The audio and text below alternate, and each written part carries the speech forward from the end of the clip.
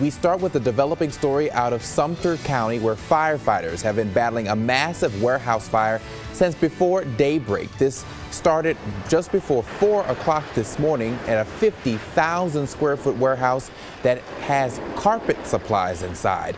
News 19's Lana Harris is in Sumter now with the latest on this fire for us. Good afternoon to you, Lana.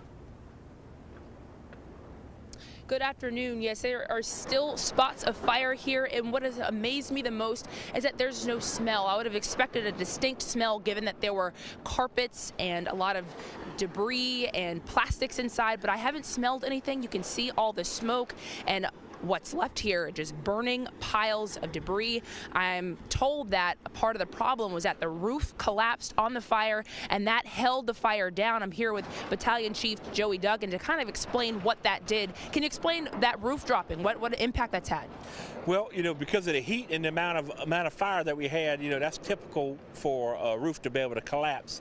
And what happened was, once that roof collapsed, it kind of just kept the fire down, and for us to be able to get in there and be able to get to the seat of the fire, we've got a lot of work to be able to do to bring in excavators to pull that roof back and be able to get to that hidden fire. Okay, I was just about to ask, what's happening right now that you guys are still working on hours later? Well, they've got excavators in, and they're trying to move some of the roofing material and that type of stuff away so we can get to that fire that's still, hidden up underneath the roof and the metal.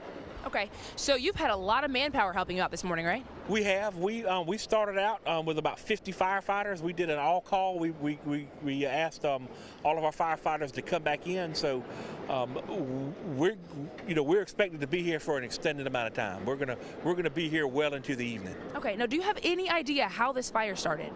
At this time, absolutely have no idea.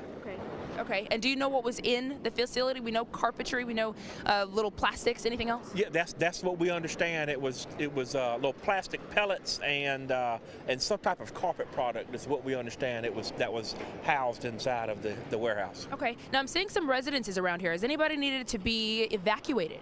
No, we've been, the smoke conditions have pretty much risen. They haven't stayed low. We were in contact with DHEC, and the Department of Environmental Control was contacted about it, but everything appears to be okay as far as the smoke conditions. Okay, my last question, anything you want the public to know? We would just ask them, we're going to be out here for, probably well into the evening, that, just to maintain or to watch the local media outlets, and they can give them the advice that they need, but we're just asking people to stay away because we're for a while. Okay, well, thank you so much for talking to us again. Lots of tedious work ahead of them, Dion. All right, definitely great advice from the battalion chief there for everyone to keep it tuned to us here on WLTX, and we'll give them that information. They stay away from that fire so they can get the work done. Thanks to Lana Harris out there in Sumter this afternoon.